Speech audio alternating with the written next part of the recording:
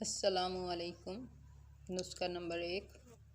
मौसम गर्मा में आलू अक्सर मीठे आते हैं और सालन का जायका ख़राब हो जाता है, लिहाजा आलू काट कर इनमें खूब नमक, लहसुन और सिरका लगाकर रख दें। पौन घंटे बाद सालन पका लें, आलू मज़ेदार हो जाएंगे। नुस्खा नंबर 2। अगर नरम रोटी पकाना मकसूद हो तो आटे को लस्सी से गूंदें, इससे खमीरा उठेगा और रोटी बेहद नरम पकेगी। ये रोटी मज़ेदार होगी और देर तक नरम रहेगी। नुस्खा नंबर 3। अगर कपड़ों पर चाय गिर जाए तो इन पर फ़ौरन टल्कम पाउडर छिड़क दिया जाए, चाय का रंग कपड़ों पर नहीं आएगा। नुस्खा नंबर 4।